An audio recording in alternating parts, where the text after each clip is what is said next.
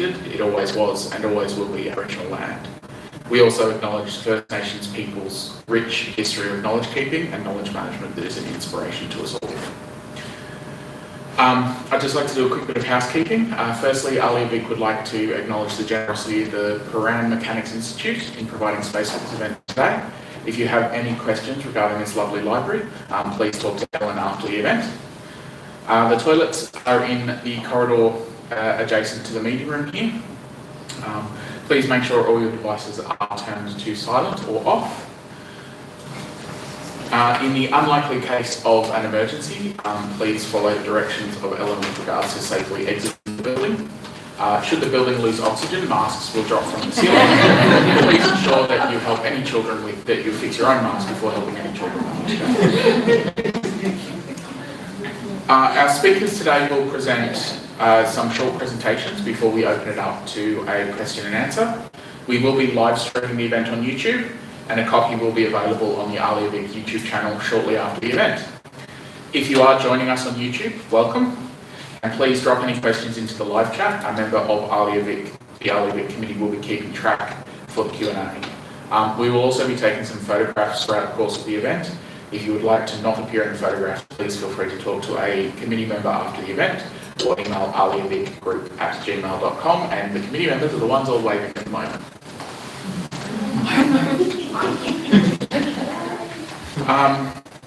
I would like to introduce our speakers for this afternoon. Melissa Parent graduated at RMIT in 2008 and moved straight into cataloguing. Melissa is currently working at the State Library of Victoria as a Senior Librarian for Description Published Materials. As current President of the Dewey Decimal Cataloguing System Editorial Policy Committee, Melissa is sharing frontline knowledge of cataloguing and how we can adjust it to reflect our needs. Renate Beilharz was a teacher librarian for 20 years and then started teaching the librarians for another 15 years before bringing her extensive experience to SCIS, where she is currently working as the catalogue content manager and is bringing her vast experience in the world of cataloguing to share with us all today. And Mary Carroll is an Associate Professor in the School of Information Studies at Charles Sturt University and a member of the Library Research Group. Between 2013 and 2020, she was course director for a variety of courses delivered by the School of Information Studies at CSU and continues teaching in the school. Mary will be sharing her thoughts on education and the future of cataloguing as part of the formal education of new librarians. And I would now like to hand over to the people who can really do the talking. Hand over to our speakers. Thanks, Ben.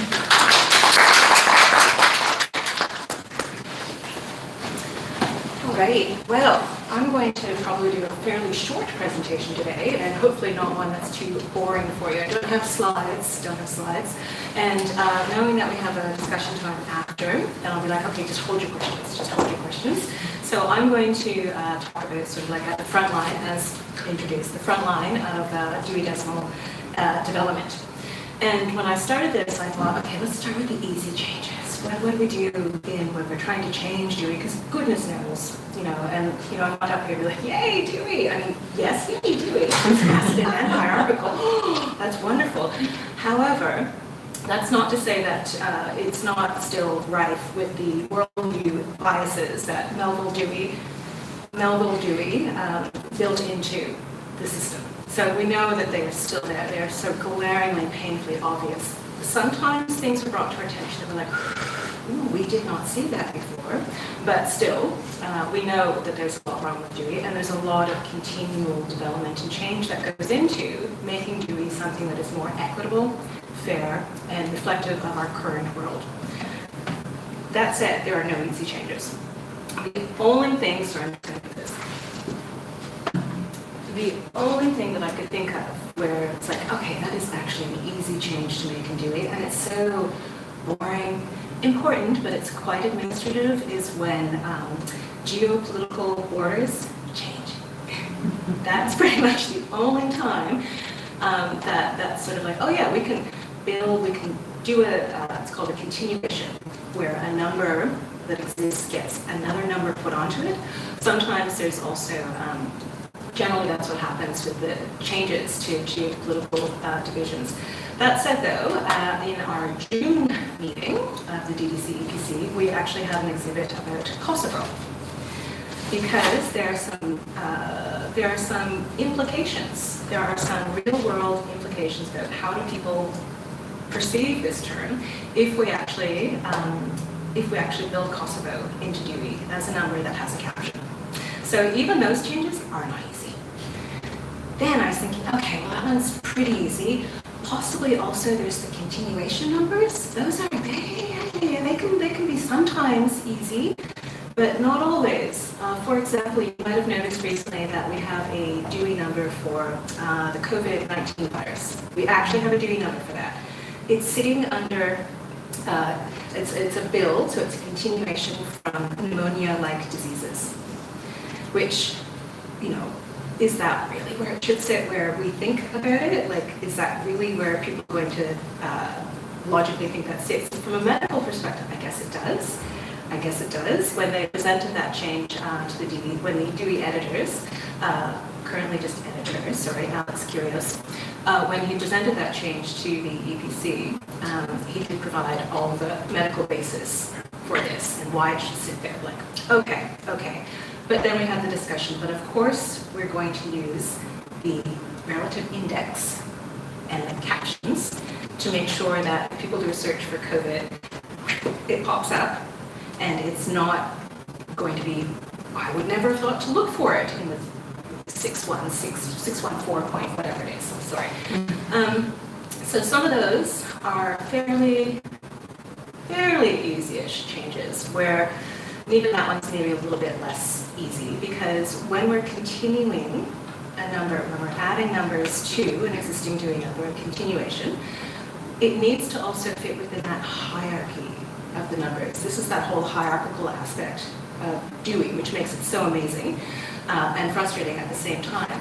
And some changes that we've tried to make to Dewey have been down to fairly tense discussions amongst the very respectful members of the EPC committee, where we all, we listen to each other's voices, but we can have very strong opinions on, I don't think this number could go, this concept could go in two different places, two possible places.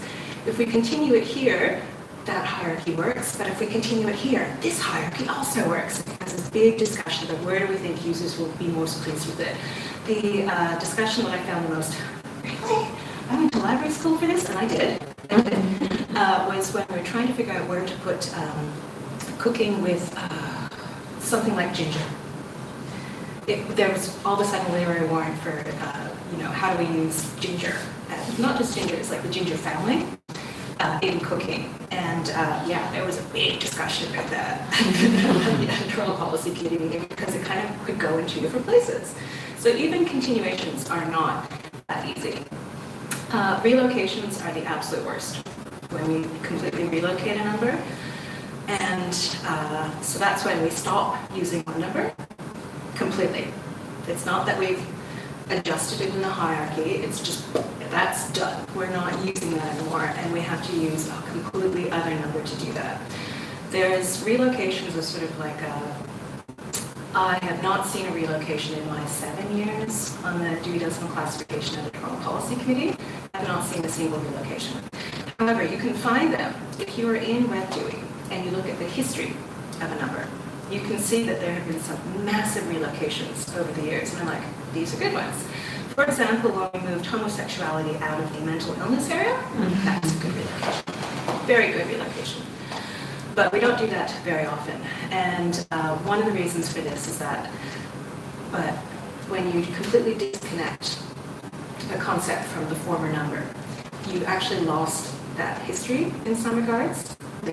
And there's also the issue, and I'm like, I don't know how much of an issue this is. And I've spoken with Alex Curios, the Dewey editor, about maybe we need to poll, put out something do a survey on the Dewey blog and through all of our channels. When we do completely relocate a number, or if we make changes to Dewey, even if it's a continuation or discontinuation, do people, not so much continuations, but if there's a big change to Dewey, do people actually go back, reclassify, and put new stickers on the books? Or do they just go, yeah, all right, new number, let's go?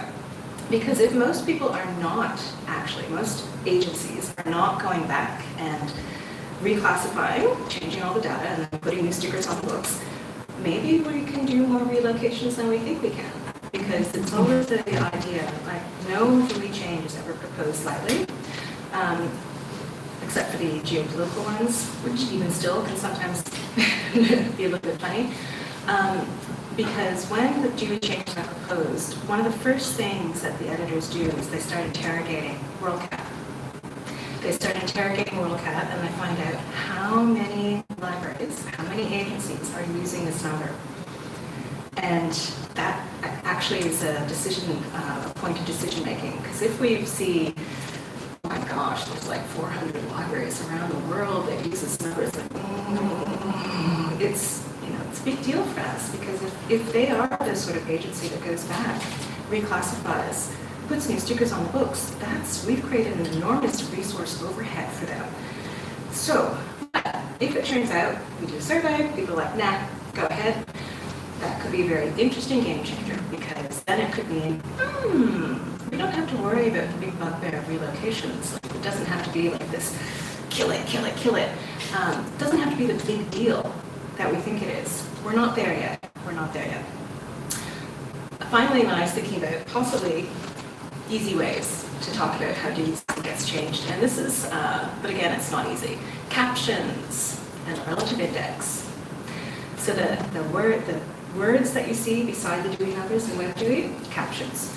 The terms that are in that you can sort of search on, I mean, a basic search of WebDewey will, of course, go across both captions, the relative index, the LCSH mappings, I think the mesh mappings as well. That basic search will go across everything, but if you remember the books, DDC 22, the books, book 4 was just the index, and it was just like all the different ways that content was indexed. It's called the relative index.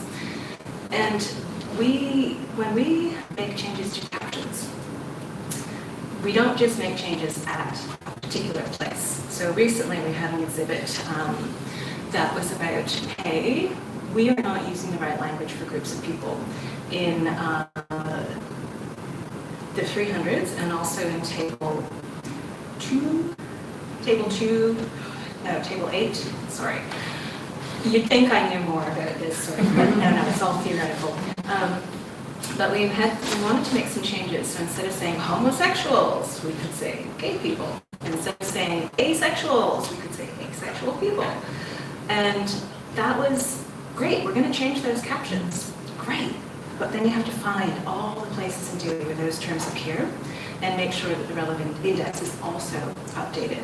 So it's never a simple change. And most unfortunately, and I'm sure we can resonate with this if you work with data, you go looking to find how big is this problem. And then, of course, you uncover many other problems. Oh no, there's a problem, there's a problem, there's a problem. So quite often in the course of researching, when we're doing caption changes, we surface other pockets like, oh no, oh no, oh no.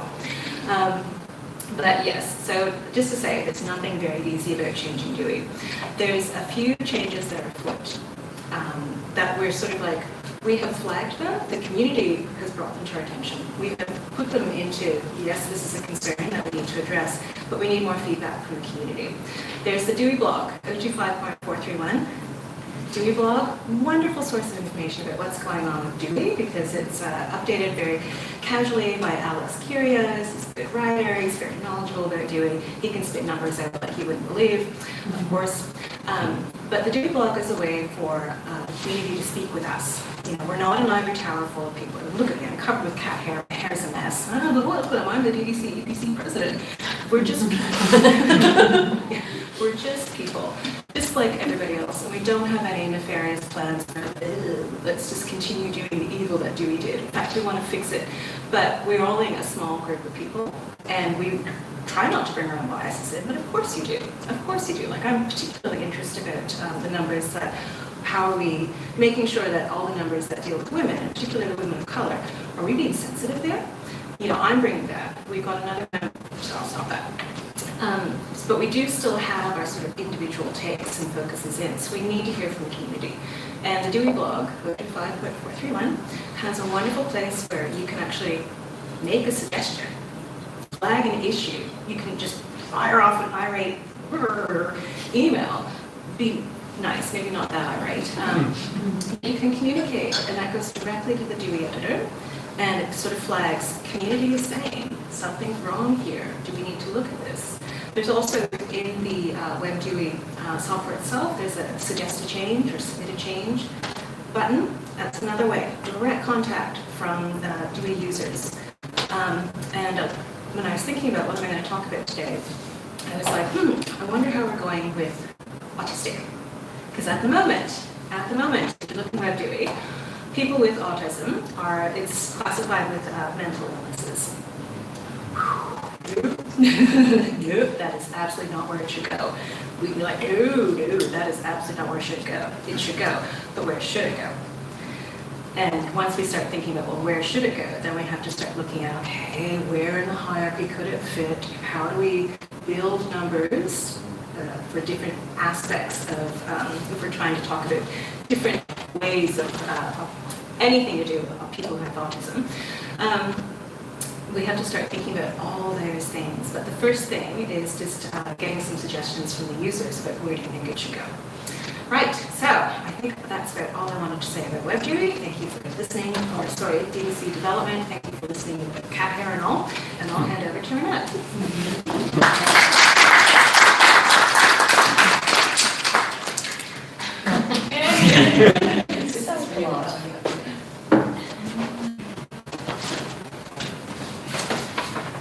Thanks, that was really good.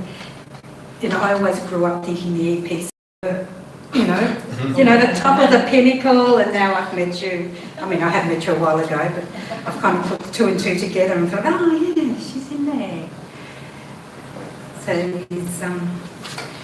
the people who make the decisions about cataloguing and everything, they are just normal people. I'm not. They're not. Well, I think we are. Okay. Fine. That's better. I also acknowledge the traditional custodians of country across Australia and their continuing connection and contribution to lands, waters, communities and learning. And I personally commit to deep listening and learning as I walk together with all peoples of our lands to build a bright future together.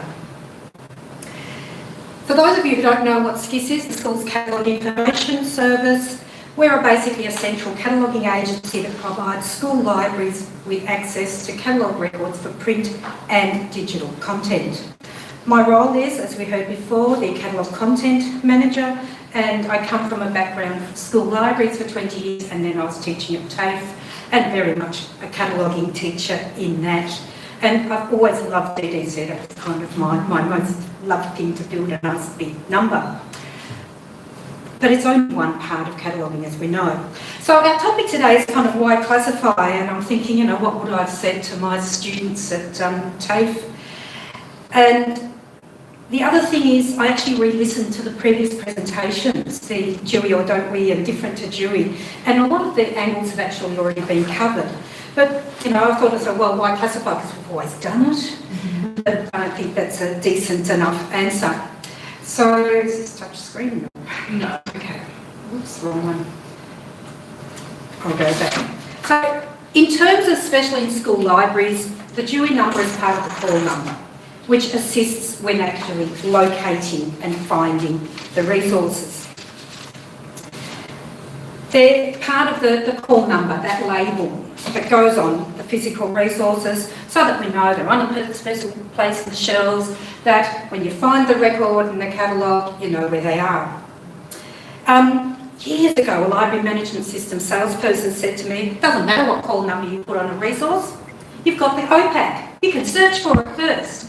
Now, especially in school libraries, students don't go to the catalogue to find that book, they will go and hunt for it, they will browse for it.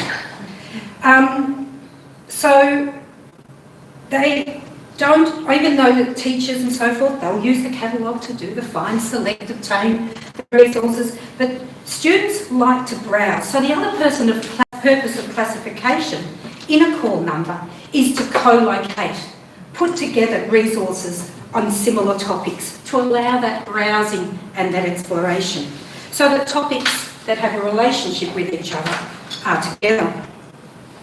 So in a SCIS record, fiction resources are just given F for fiction and then the book number or book code or the cutter, whatever you'd like to call it. Non-fiction items are given 2 classification numbers. They're given a, what do we call it? A bridge Dewey and a full Dewey number, but a full Dewey number with conditions. And the other thing that SCIS does is that we will give a call number to even non-physical items. So your websites, your ebooks, your apps, and so forth. They'll all be given a call number based on whether they're fiction or not non-fiction to allow for that online browsing. So people can put in 796 point whatever and find all the resources on a topic using a search browse. So SCIS basically follows the fundamentals and principles and application of Web Dewey and abridged Web Dewey. But we don't follow it to its fullest extent. We don't build the longest, most exact number, because we've got to think about who our end users are, and this is school library students. Students in school libraries. We have a standards document, and that's available for anyone, and that's an old edition that's up there. Was most recently updated in July. It's just on our website if you're actually at all interested. And we've got instructions on how we apply DDC to SCIS records to ensure that consistency in terms of what we do and what we don't do with Dewey. And some of these things, I'm going to quickly run through some of the things that we do a little bit different. They were touched on by Leonie last year in her presentation. So as I said, we use abridged Dewey, which really has the same hierarchy and notation. It's designed for collections of 20,000 titles or less, generally used in primary schools. I don't know, Michael, you're in primary school. Generally used ADDC. We are moving towards, because the book, we used to have the book, and we used the most recent edition of the abridged Dewey book. That's not being updated anymore, even though it's a PDF on Web Dewey. We're actually using those segmentation marks now to find our abridged Dewey. It's not specifically written in our standards yet, but that's coming. All right, we don't. This is from the Web Dewey blog. The longest number that someone's created was, what did it say? 27 digits, don't you love it? Can you imagine they name that on a spine label? So our guide is in abridged Dewey, maximum 7 digits, 4 after the decimal points. Full Dewey, we aim for 9 digits, 6 after the decimal points, but we also use logical cut-off points and groupings. We have some local emphasis, so our records are primarily designed for Australian and New Zealand schools, although we're getting a bigger and bigger market in the UK. So we use the A and the NZ for the literature, and we have appropriated one of the non-used Dewey numbers, 298, for all resources about, and that's now the wrong wording as I understand, about the dreaming. Because in terms of Dewey, it could go into folklore, it could go under religion. So quite a while ago, SCIS made that decision that everything about the dreaming, including creation stories and so forth, go into that 298. So we've kind of got a unique SCIS Dewey number. Other things we do, we limit the use of Table 2, although the area 94, so the T2, 94 and 93 are priorities in number building. Primary school teaching materials, according to Dewey, should all go into 371.2 to 371.9, but we actually put them with the subjects. Otherwise, we'd have so much stuff there. Explorers we class with the country. Biographies we actually class with the discipline or subject, which is different to what most public libraries would do.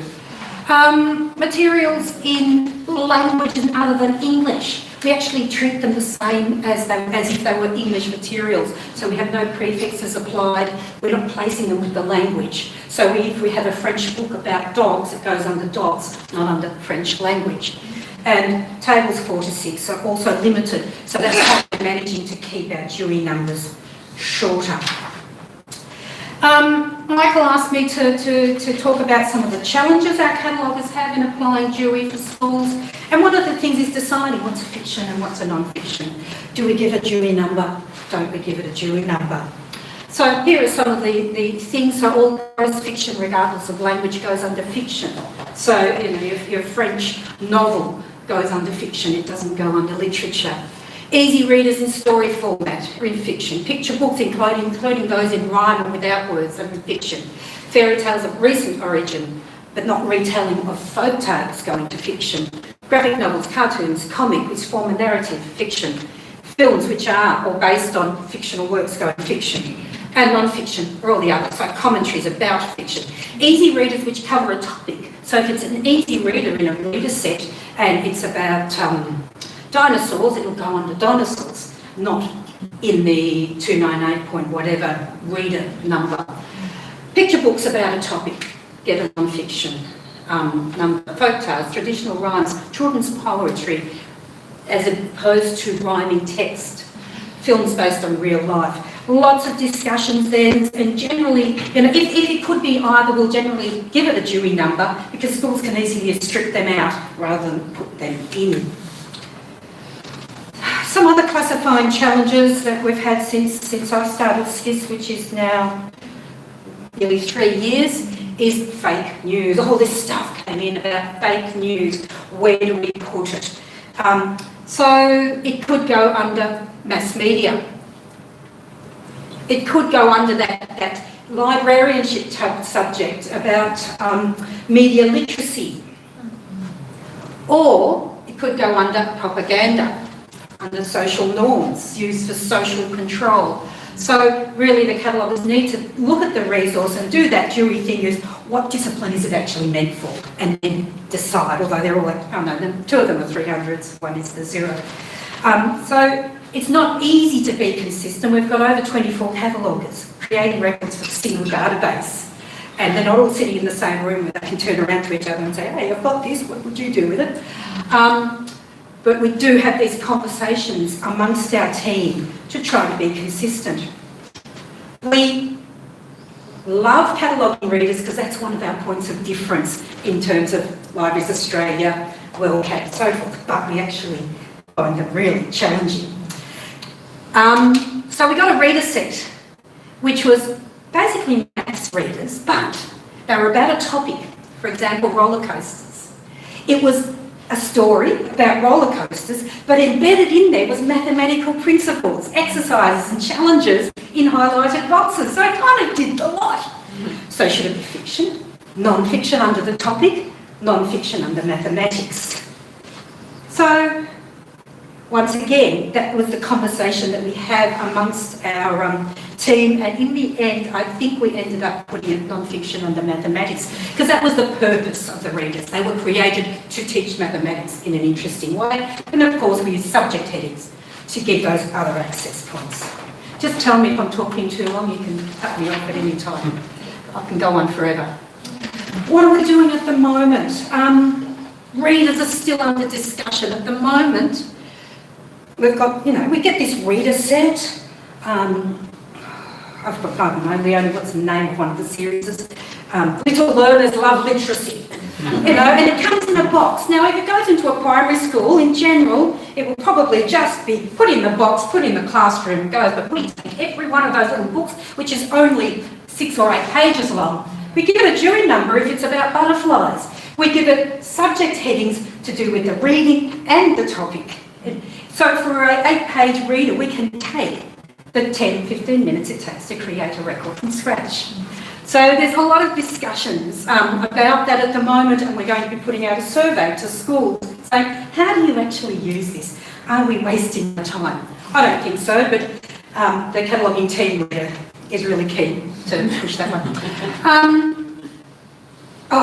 The T5 number for Australian First Nations people, 9915. one encompassing classification that doesn't allow for identification of the diversity of our First Nations people. And, so I said to Leonie, wouldn't it be good to have individual Dewey numbers for each of the different peoples in Australia? And Leonie said, the number will be too long for our purposes. I'm inclined just to take a T5 that's not been used, like with the 298, and putting our own in. So very much, and I think it's a little bit of, what we heard in the last presentations, it's being done here at the Brain Mechanics Institutes to adjust Dewey and adjust the classification to suit the needs. And there's nothing stopping us at SCIS changing our standards. I don't know if the EPC will come and chop our heads off at any stage, but innovation.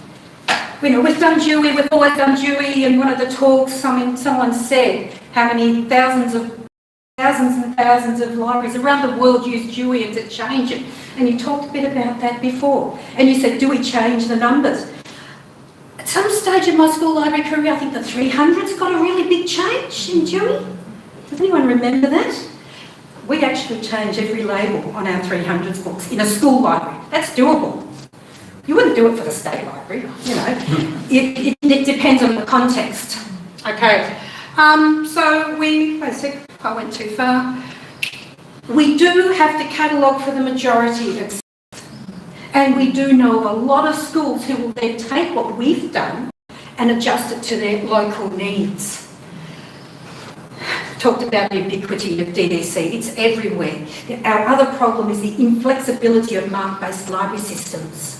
We're working within mark, we need to stay there.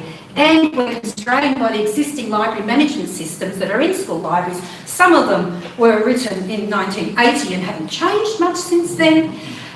And, so if we were to say, let's do something different or add another classification system to our records for some reason, I was playing with the idea of using numbers out of Auslan, for example, for languages or something like that.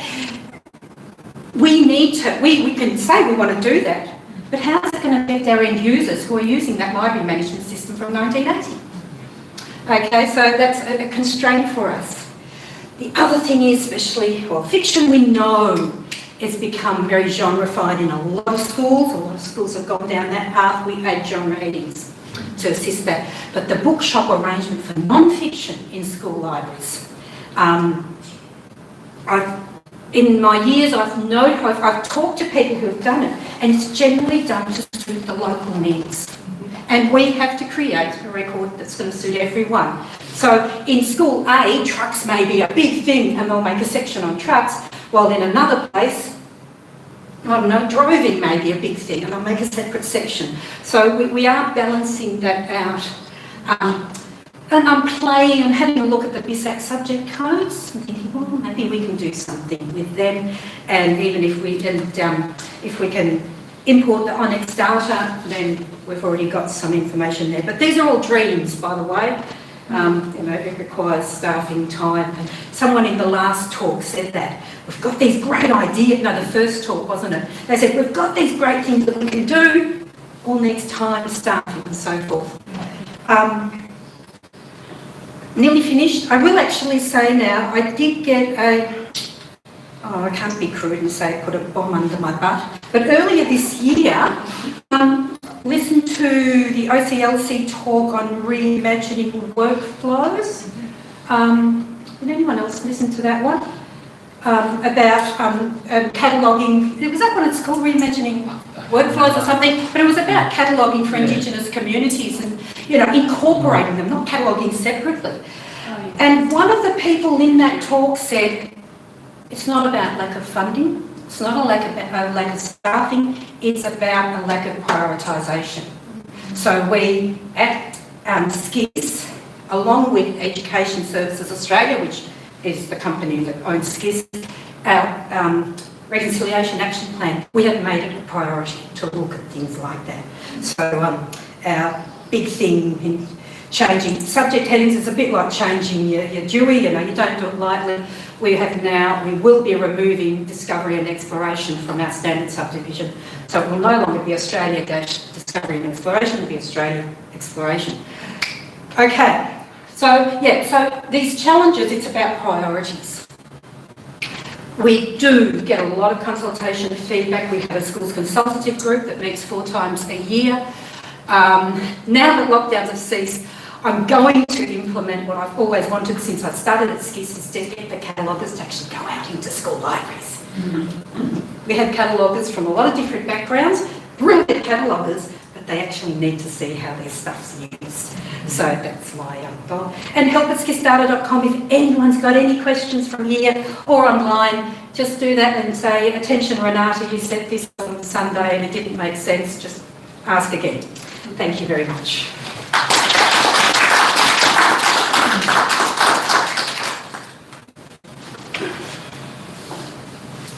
It will be me now, I think. Now I'm going to make a confession. I did spend an awful lot of time trying to work out how not to talk about cataloguing. So we'll see how we go. And I also forgot I was doing this live. So I'm using Mentimeter. And let me just see if I can bring it up.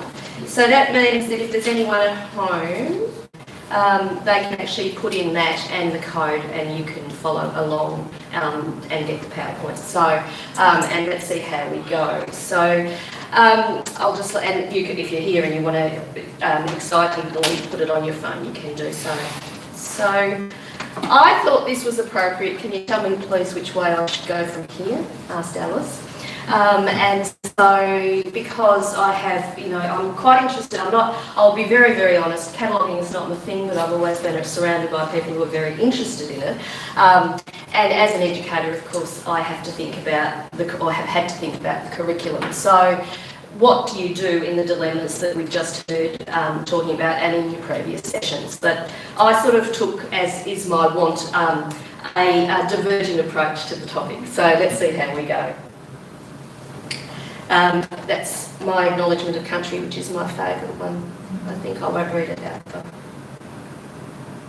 Okay, so I thought I should position myself here, and some of this is relevant today and some of it isn't, and this has come through, and this is the sort of stuff that I think as cataloguers and as information professionals we really need to put our thinking hats on, because, and I suppose that's the direction I'm taking. It's not enough to talk about cataloguing, we have to know the foundations upon which our belief systems and how we make the decisions are made.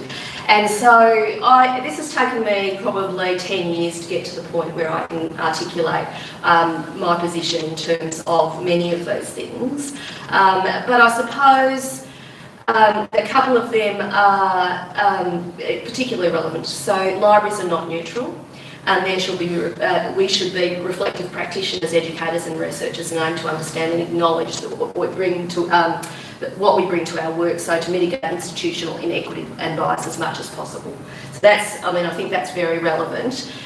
The other one which I think we all need to talk about as information professionals, and it's a bit of a bugbear of mine, is that librarians and archivists and libraries and archives are not passive.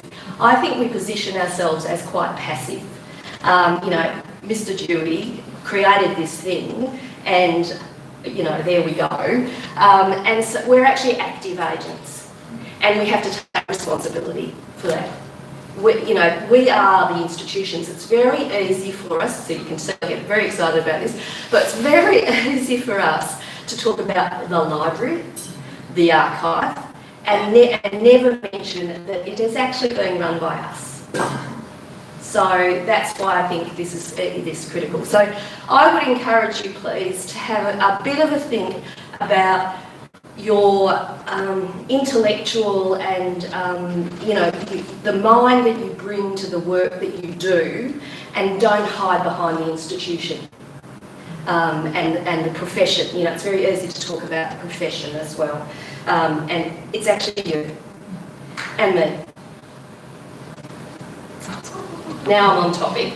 I just thought, I did a search, and the idea of Learn to Be, and those of you who've been educated by Sue Reynolds, will know that this is one of her things, that her and I have worked on that idea that we're not educating people to be, you know, a cataloguer or a reference librarian or whatever it is. We're teaching you, or hopefully educating you to be part of the profession and bring passion and thought and intellect to that profession. Having said that, at CSU, where I am based, we do have cataloguing subjects, but I'm going to give you the bad news. There's a couple of quite core subjects there, which everybody has to do, but we do have a couple of electives, and they're not very popular. Nobody wants to do them, really. And when I'm talking about the numbers, you know, people are always surprised, but at CSU there's something like, I don't know, 1,000 students. So it's a big course. So when you only get 20 of those ever choosing to do some of the, you know, the intellectual work. But I suppose the question is, which I'll come to next, is what is the teaching about? Is it about the mechanics, or is it about something else? This is a quote, I'm sure you've all read the 240-page technical report that ALIA has just produced, but I thought I'd just whip this bit out, and I should have said, I actually am an ALIA board member, so don't ask me any questions about pathways, please, I can't answer those. But this quote from Jill's report was really interesting to me because it comes back to this idea of what are we educating for, and you know, I will get to the cataloguing bit in a minute. But so alongside core professional knowledge, values and ethics, centre of professional practice and professional identity. If that is the case, our day-to-day practices, those systems, the spaces in which we operate and the collections that we oversee, we need to be very clear about what our ethics are, so that we are able to look at those collections, look at the systems that we use to describe those collections, look at the places in which we locate items, and make them central and reflective of our beliefs, but be sure about what our beliefs are. Isn't it? I'm going to just say, this is a picture from the Library of Congress of two librarians. If anyone can work out what they're doing, but the joy I got putting it in there makes one of the dilemmas of teaching and education for things like cataloguing, but other things as well, is that, and this is from 1997, so it's a while ago, but I think this holds true, this idea of new vocationalism. So it plays down the importance of societal and ethical knowledge, so that idea of who we are, and emphasises the teaching of pertinent skills which can be measured as well as assessed in terms of their direct relevance to the workplace. I think that is the tension that guides curriculum. When I was course director, we did lots of surveys, with students to find out, and it was completely split down the middle. 50-50. People who said we didn't do enough theory, and people who said we didn't make them job ready. And it's a battle I don't think we can win. When we are accredited by professional associations, it's the same argument. So there's a question also, we've got our vocational programs, our TAFE programs, we've got our undergraduate programs, we've got our master's programs.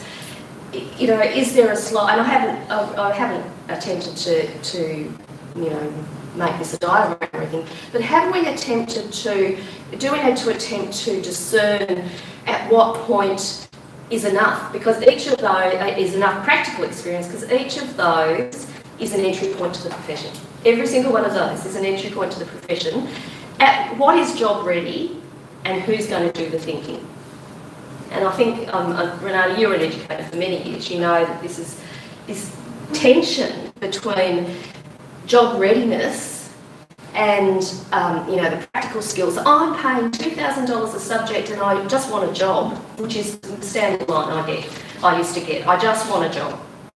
alongside, well, I want you to think about these institutions. I want you to think about the ideas that govern them. I want you to decide on who you are as a practitioner and to keep learning constantly. And I'm not going to teach you all of that in one go. It's a tightrope in education. And I think it's not just higher education, it's not just TAFE, it'll be in schools as well, you know, this idea of job readiness. But I really quite like that phrase, new vocationalism, and I think it's bound up with, you know, the neoliberal university and all sorts of things that I don't approve of. You know, so I think about those. At what point do you stop? You know, how do you integrate that intellectual component, that general thinking about the profession with the practical skills, and how much work needs to be done once someone gets into the workplace? So they're the decisions, they're the things that occupy my brain. I don't think talking about cataloguing is useful. I told you I'd get there. I think talking about the problems is, of course, useful, but I think we talk about them in terms of a whole. And so this quote probably, I love a good quote, from 1989. Try again. Post again. Doesn't want to come on again. Here it is. So this person was talking history, but he said, we need to locate library institutions in terms of their source ideology and immediate social context, and to relate these institutions from four perspectives. The library as artefact, as social structure, as a vehicle for communication, as both a product and a project, I don't know how to say this word, progenitor? I know what it means, of ideology. And so those four ideas really interest me. This idea that the institution is an artefact, that it's also a social structure, and we run the social structure. It's us. Like, we can't escape it, and I think we hide behind the institutions. It is a way of communicating, so we ask ourselves, what messages are we sending to the public when we have these systems that don't work? And it's not just the systems. It's other things as well, such as the buildings that people walk into. I think if we talk about only cataloguing without the context around it, what we're doing is creating an intellectual silo.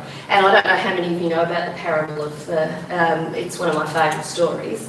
It's sort of story of my life, really. I don't want to concentrate on one thing at a time. But the idea that, you know, you have a wall, you know, if you can only see one part, you think that, you know, the tail's a snake, or the body is a wall, the ears are a fan. You're not bringing it all together. You know, why is it problematic that those numbers are not reflective of the community that, you know, that exists? And so the things that I think we need to look at are the physical spaces that we occupy. And the story I always tell about this is a story about my mother. My mother never came to the public library with me. She used to always wait outside.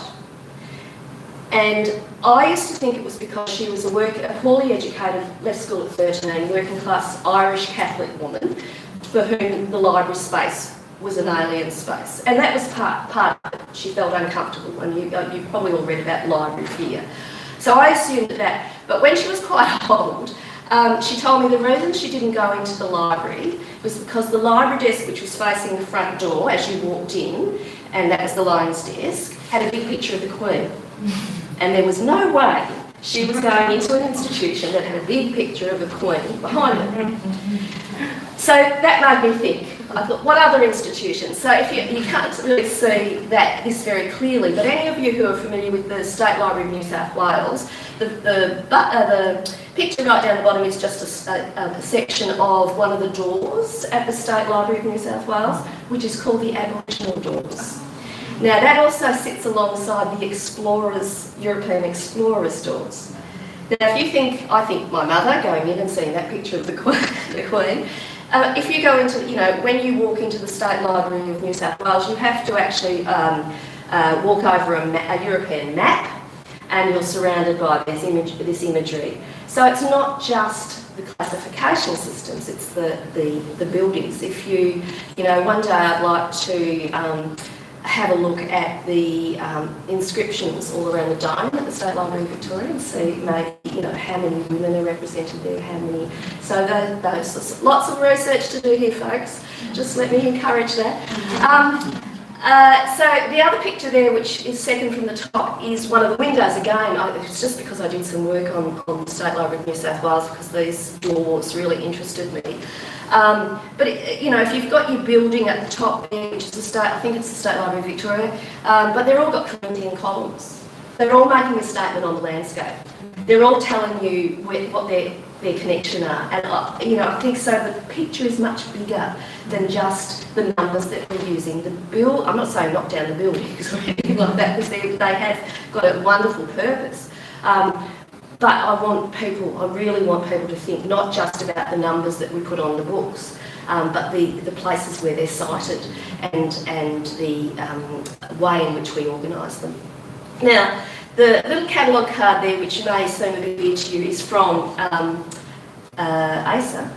When I was there one day, and I found this card by a man who had been using it as a note. They had just got a collection.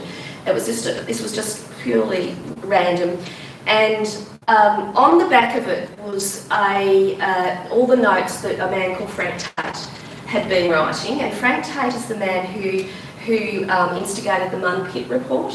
And if you don't know what the Mun Pit report, you all have to go and find out, because it's very important. And so he instigated that, but he was also very connected to the community as large. So he's very influential, but he was the Director of Education and the first president of ASA, from memory. But his notes for a meeting he went to on Aborigines in Australia are on the back of this card. So that was interesting in itself. And they were completely okay, you know, interestingly okay from something from the 1907 or something. But the front of the card, which you can't see, was a book about cripples. So all the subject headings at the bottom that I cut off had words like cripple, not abnormal, and stuff like that. So it was actually a real wake-up call for how things used to be described. And you know, you can imagine my fierce joy at having this thing from a man that I had read about, and on the back he was talking about a topic that was, you know, quite controversial these days. And then on the front we have this catalogue card, which was completely inappropriate. So just full of joy. Okay, if you've got your device there and you've logged in, write me some words. I won't put it to keep this up for very long. Isn't he beautiful, Yoda? See if they work. Beck's having a go. See if any words come up there. I'll be able to gather this. So it's really, I mean, it was because I forgot I could have done a PowerPoint, but it also means that if somebody's at home, they can put things into this, which is useful. They're not showing up, Beck, so I'm just going to keep going. Oh, that's all right. People haven't pressed onto yet. Patience. Oh, I'm nearly finished, right? No. All right, let me keep going. So the last thing I've got is a reading list, because I wouldn't be an educator if I didn't have a reading list. Paul, Beck and Romany probably have heard many of these books before. Oh, there you go. Just a few. So I've got 3 pages of reading list for those of you who want to think about these things a little bit further. A really recent book, I'm going to go through all of them, but a really interesting recent book about the development of libraries as social institutions in the Southern Hemisphere, including South Africa. And I think Romany and I were having a chat the other day in a meeting about some of this, you know, the idea that libraries, public libraries in particular, were part of the apprenticeship of the native. So making sure they were encultured appropriately, and that was the library's role. A really interesting book, an article by Paul Renate, who used to be at Curtin, which I've only just read, and he is a literature scholar mostly, but he wrote this really interesting paper on imagining what what Australian librarianship is. It's hard to get stuff that's local. And then if you're like me, contrary, Mary, the various sort of foundations of this is this last article, these thinking about our positioning in terms of all of these ideas, is this Michael Harris article, The Purpose of the American Public Library, which was an original call to arms about what libraries do and what they're for and what their systems do. So it's sort of that foundation piece of work that makes you, think. And he talks about them being as sites of control, and I'm really interested in that idea of sites of control. If you think of the State Library of Victoria, and its domed reading room, its panopticon, the central dais with the librarian centre sitting in it with, the mirrors so that they can check on people. That whole idea of surveillance. I was reading something recently about surveillance being the use of the gates, alarm gates. So as sites of surveillance is really an issue. So that's sort of a seminal work. Recent article on, if you're interested in women in libraries, there's just not librarianship scholars at all, but talking about equal pay, and they've used in the Journal of Labour and Social History, and they talk about how librarians were instrumental. It's gone, I think. 2 seconds, I've only got one more page to go. Oh no, it hasn't. It's just decided to stop working. That's incredibly helpful. If you've got it on your device, it doesn't matter anyway. Yeah, no, it's gone. Come on. I can see it, so you can just check it out.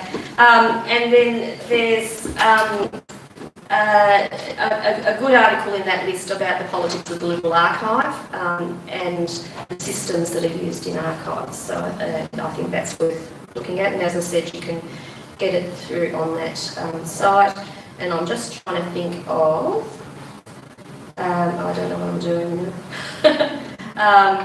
I was talking about this also in our meeting the other day, is that idea of, there's an article called The Legacy of Lady Bountiful. The idea of that missionary good works that makes me very anxious in the contemporary environment.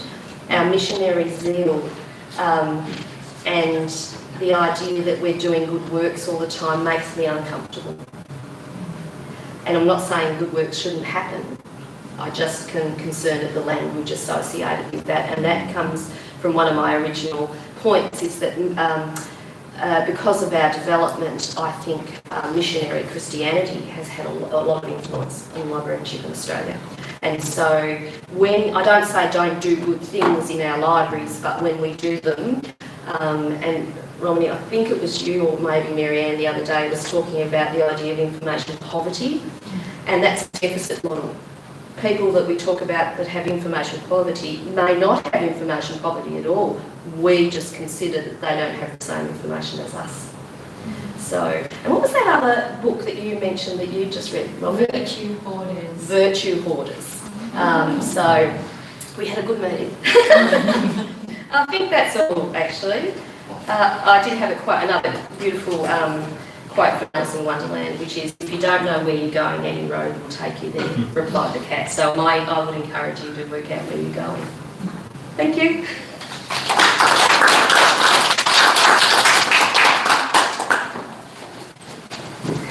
So we'll just take a couple of minutes to bring the screen up and bring our speakers down the front, and then we'll do about 15 minutes of Q&A.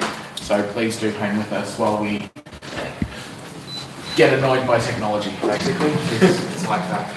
It is.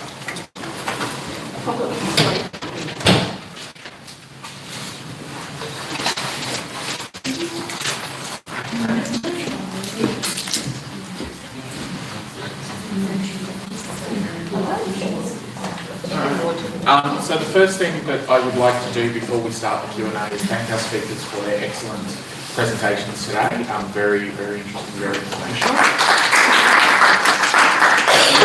We have for each of you an ALIA mug for each of you here on the table. But if you'd like to come up and sit on the chairs, we might start the Q&A. Or the interrogation. And we do have some questions that were submitted beforehand, but I'll throw it up to the immediate audience and the YouTube chat if there's anything in the chat at the moment. So does anyone have any questions they want to ask? All right, well then we might start with some of the questions we've got here. And we'll start it off with, you've covered this a little bit in your talk, but if you can break it down in one sentence, why do we classify?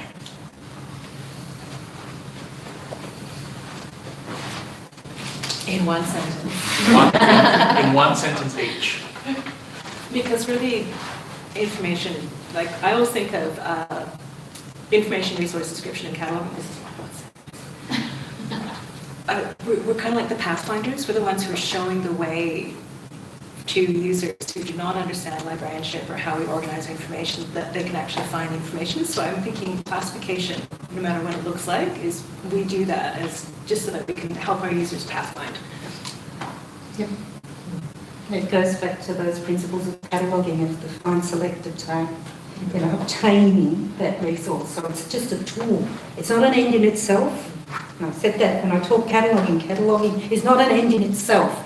It's got to be in context, which is exactly what Mary was saying. And that's why cataloguing is one of the tools to assist with locating, obtaining and finding the resources to match the person with the information. If anyone's got a question at any point, please, by the way, stick your hand up. But I do want to link into that because there was another question which was, library students spend their times in a library information studies course learning about how to understand, apply and navigate classification systems. How do library users learn to navigate classification? Or how can classification be made more accessible for untrained library users from your classification perspective as opposed from, say, my public librarian perspective? I would have thought that, as the public librarian, she said with no clue really, that part of the role is educative. So therefore, when you're in the school library, I did notice in academic libraries that it was different. I don't know if it's changed, but that idea of guiding and teaching the classification, the organisation, the systems is part of the role. So, and it's, that old adage, you teach them till they don't need to come and talk to you anymore. And then there were many librarians in my day who said, don't teach them, because if you teach them and they can do it themselves, we won't have a job. So I would have thought that the part of who we are as professionals is educative. Yeah. And I mean, my mind jumped to that, the way some schools are bookshopping their collections and changing it with pictures and with words to make it easier for people to find. And one of the arguments against doing that is that, the students in the school will never learn to understand a Dewey system, so when they get to universities, they won't find what they're looking for. So it's that perception that there's a continuum of learning that has to go through all libraries. I'm not totally convinced of that. I think we need to make the information available to people whichever way. Yeah. Pictures in school libraries. I would be using pictures with coloured labels and lollipops. I would be using pictures in any library, really. Yeah. I mean, a picture is worth 1,000 words, and the person understands a picture more often than not, more than they do a paragraph.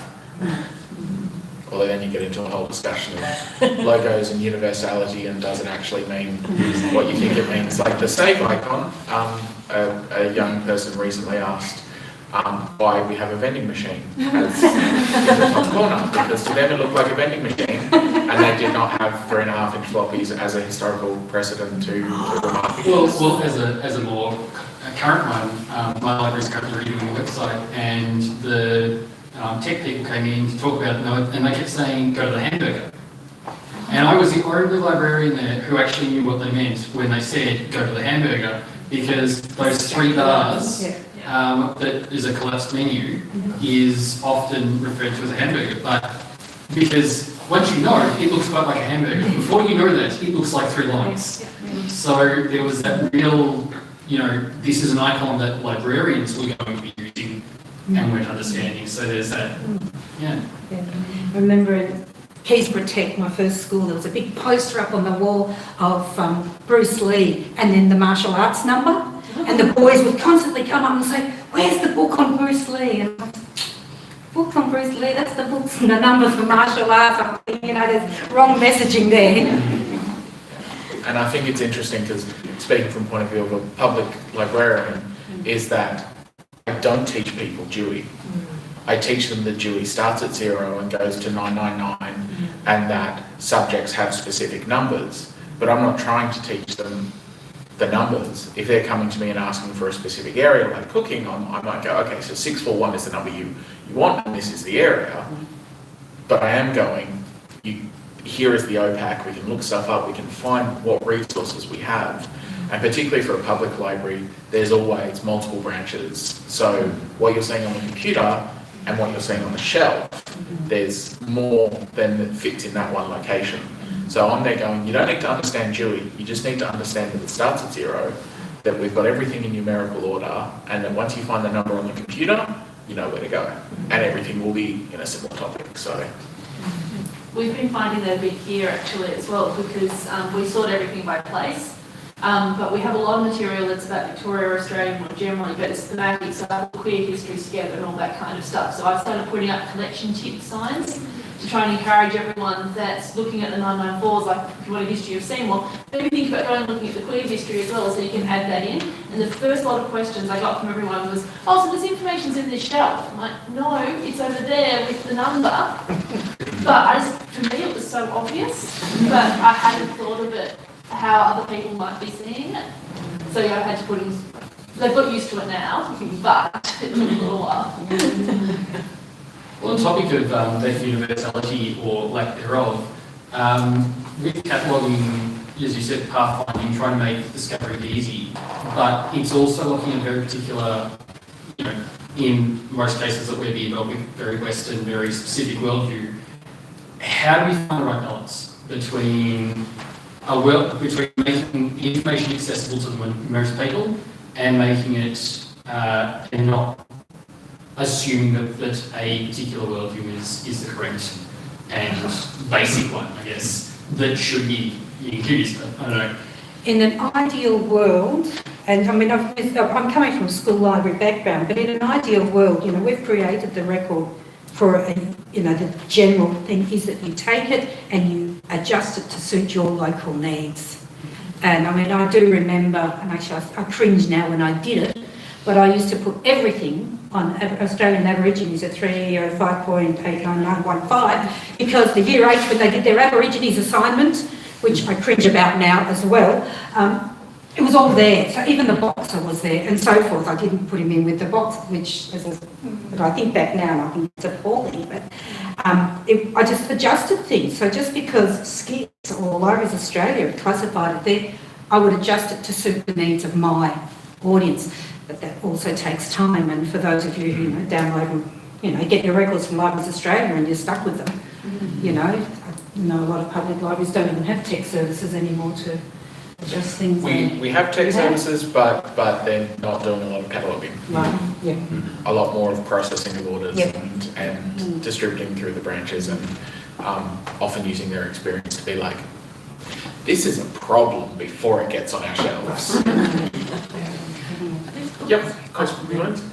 There's actually one thing that I wanted to, just as a sort of anecdote, I have no answer to that, zero answer to that, James, because it seems like we need, that's a long-term collaborative process. Like if we don't want to put our worldview on our, in the system that we're helping people to find things, use to find things on the shelf, then we need to know what do they want and how do we adapt it. So that's a long-term thing, but just as an anecdote, we had one of the longest running DVC exhibitions that have been going for, they call it Dewey Change Proposals exhibitions.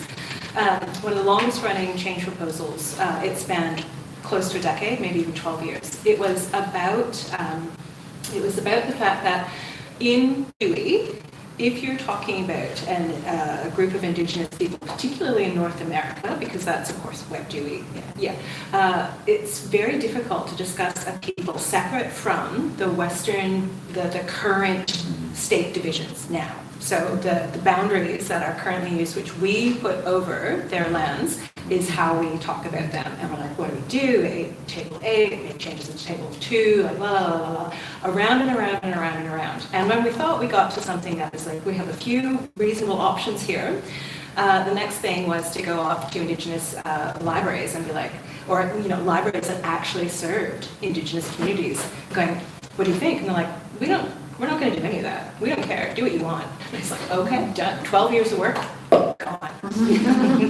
Yeah, so anyway, that's just a little anecdote.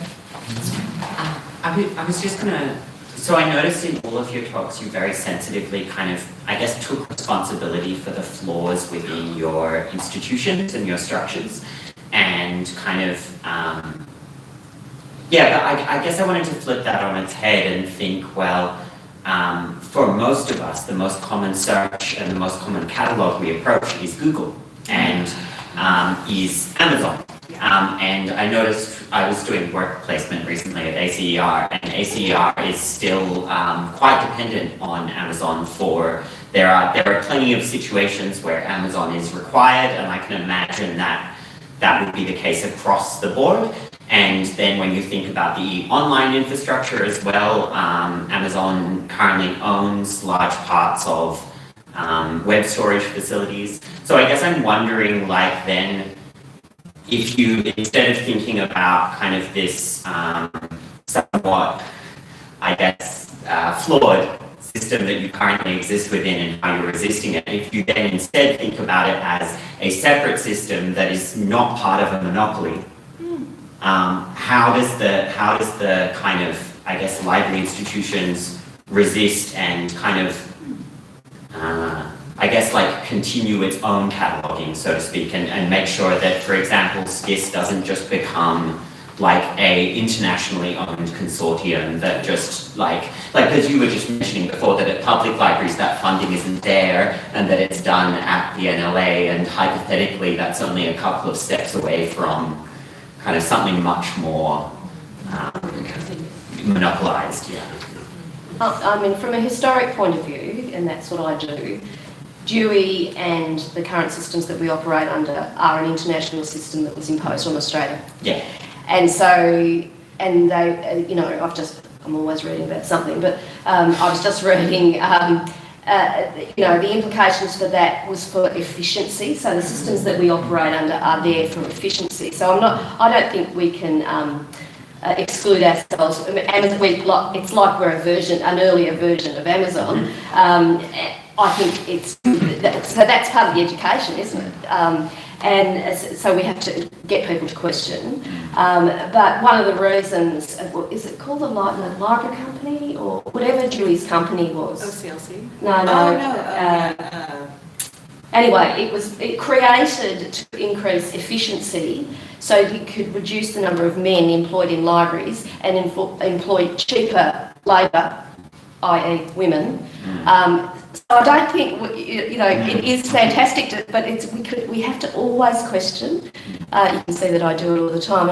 I think we can resist. I'm highly in favour of resistance.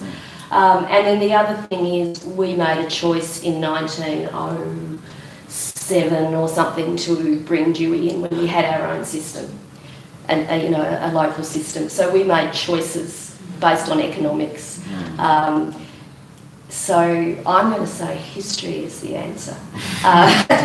History. But at the same time, I would say it's on the heads of educators to teach people to resist. Mary, do you know what the system we had that predated Dewey was? Because I know both the ALIA and the I've written a whole paper on it, Ellen.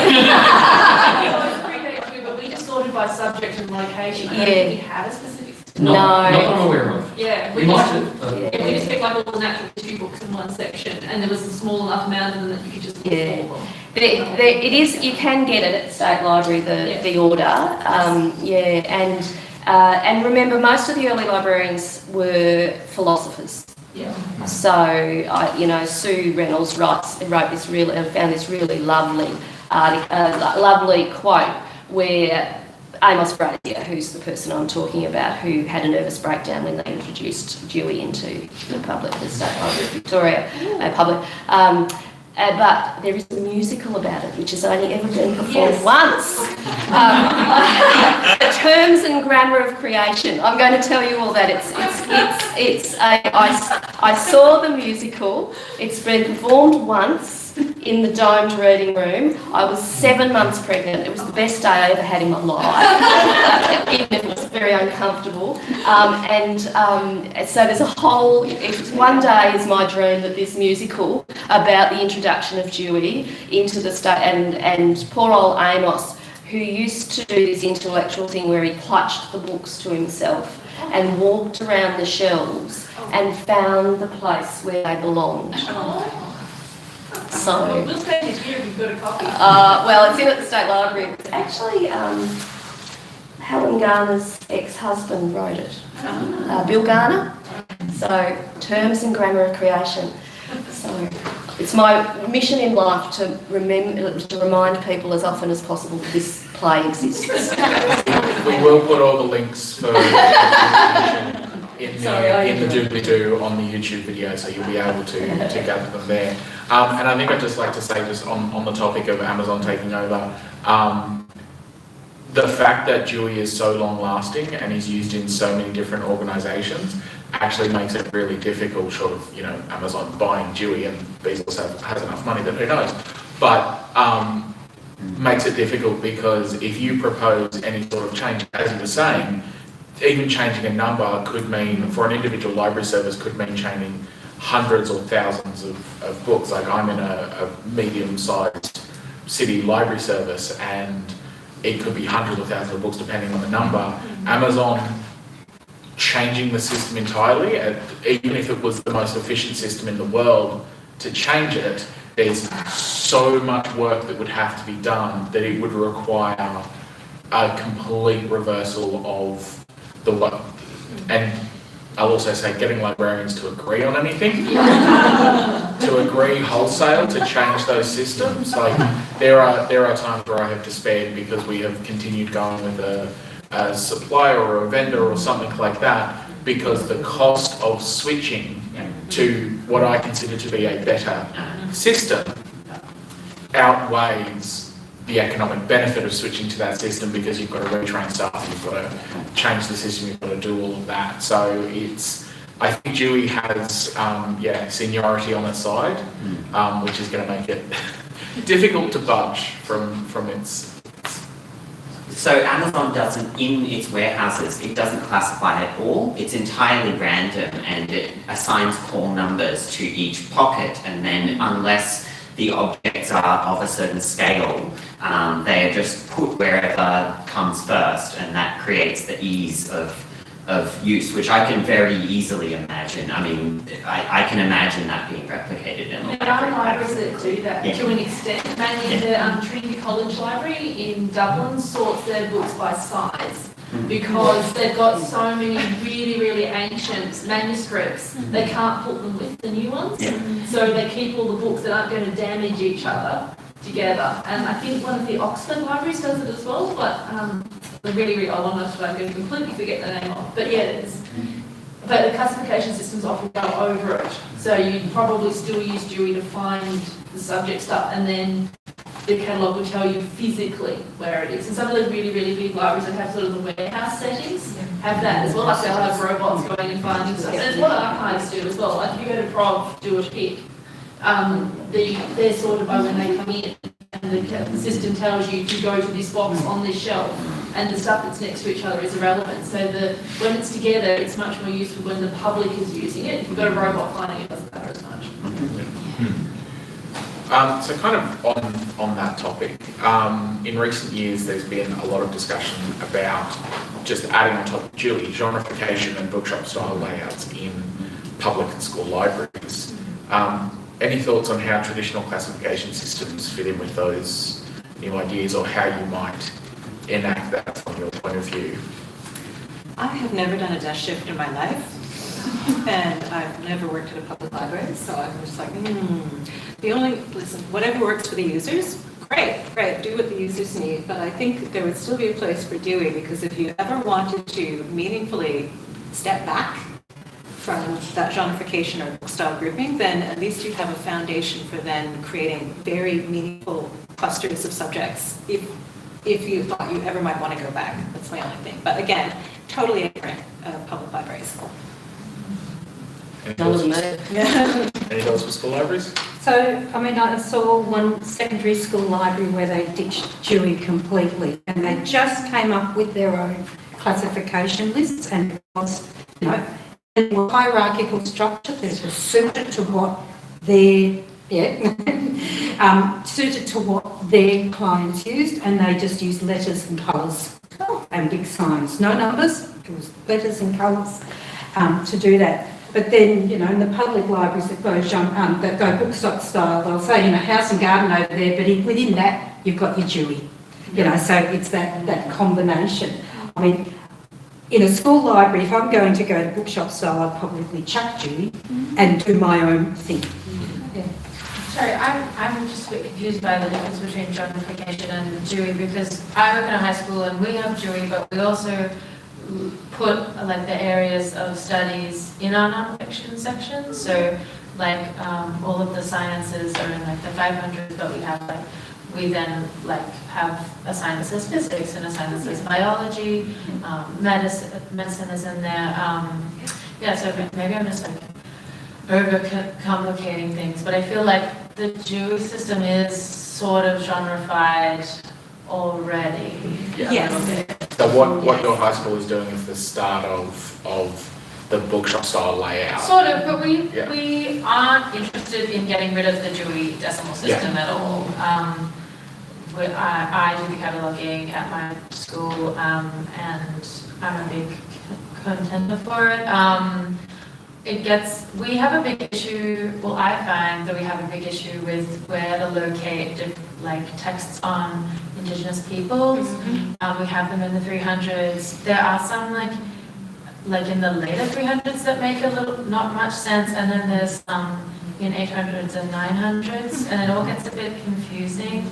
And I was going to ask what I thought might be a very short question, but just like, what would be wrong with putting all of those books together? Would that be problematic? Yeah, I mean, I did that, this was in the 90s, but by just taking anything that was about Aboriginal Australians and putting in the 305.9915, for some reason that number sticks in my head, the idea is that Indigenous people are people.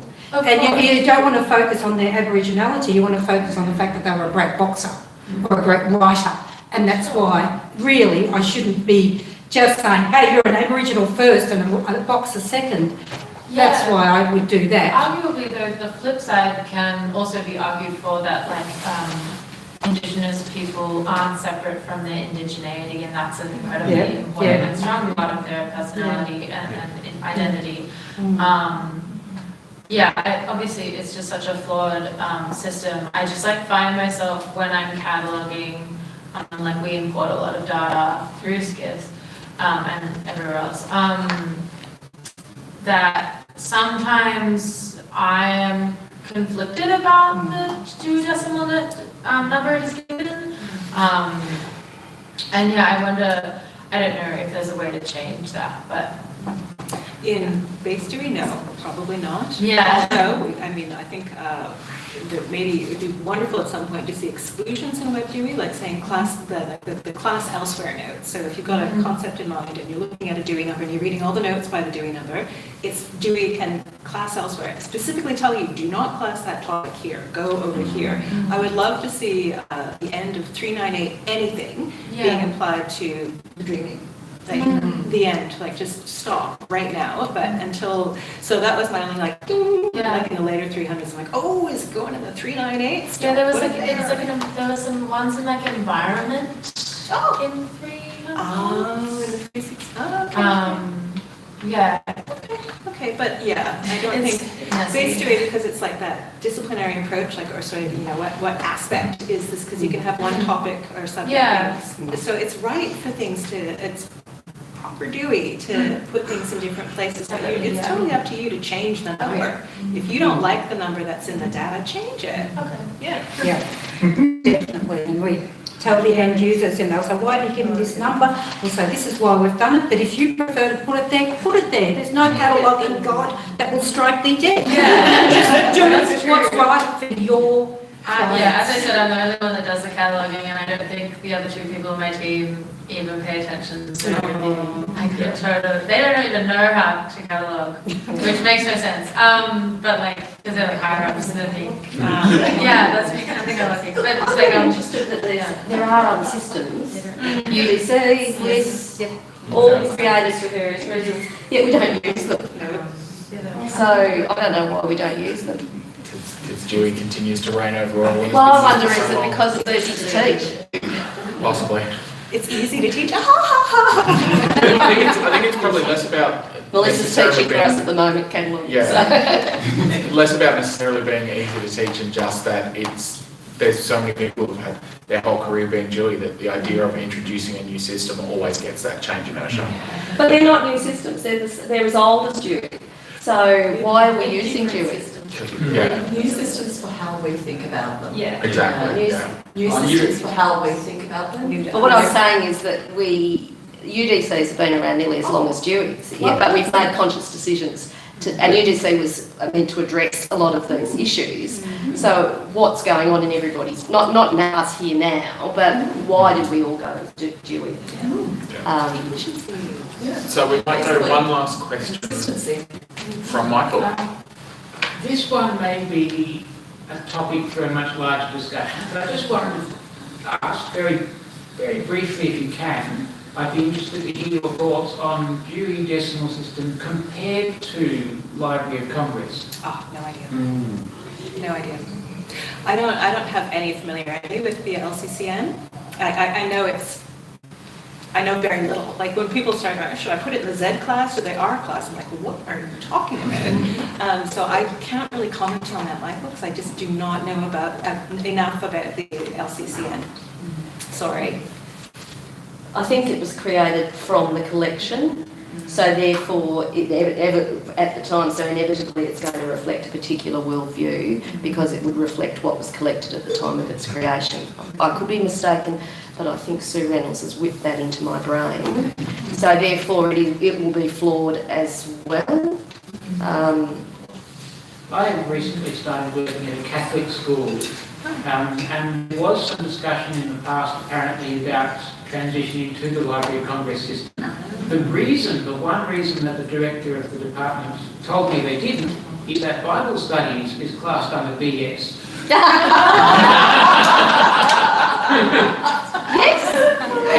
It is as good a reason as any. So can I piggyback on that and say, rather than comparison, what's Dewey doing, looking at others and saying, hey, can we incorporate stuff? How is there interplay between them? I'm not aware of that much interplay between, I remember looking at lines in the change proposals, the exhibits, where they make a glancing reference to, UDC has a different approach to this, just to sort of flag it that other classification systems are doing this better. But as for like a whole cloth analysis of DDC versus other classification systems, doesn't happen. That would be interesting though. Huh. Another research project. Yeah. I do know that the Library of Congress was used in Tasmanian State Library because one of the two people in that fight over the introduction moved and became Chancellor of the University Library, so they've never used Dewey. Wow. So we make choices. And sometimes those choices, do just come down to who's got the power to make the decision at the time. Well, at UTAS when we transferred all of the collection from Dewey over to Library of Congress, and that was part of Lee's and State Library, so originally Tasmanian, so State Library was transitioning. So it was, again, that part of consistency across the collection areas so that we could get everyone using the same system. Okay. Well, I think we might continue the conversation over tea and coffee, but round up the formal part of the presentation here. So I'd like to thank you again for sharing your time with us, and an incredibly interesting talk on classification. And I'd just like to let everyone know that our next ALIA VIC event will be on the 27th of November, and it is the Glamorous Picnic, which this year is being held on the Pelican Lawn at Albert Park Lake. Please have a look at our social media things for full details. But it's an end of year get together. It's in, I think it's the 4th year. COVID's done a number on any sort of numbering system. And it involves members of a variety of band groups across Victoria, including ALIA VIC, New Cardies, Amaga, ASA, ALIA SNIG, ALIA Green, ALIA Rare, ALIA Graphic. But anyone from the glam community is welcome, and please bring along friends, family and pets for a couple of hours of hopefully good weather next to on the Pelican Lawn next to the Albert Park Lake.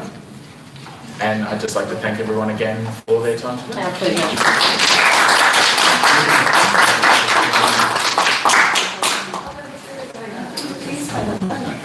Yep. Yes.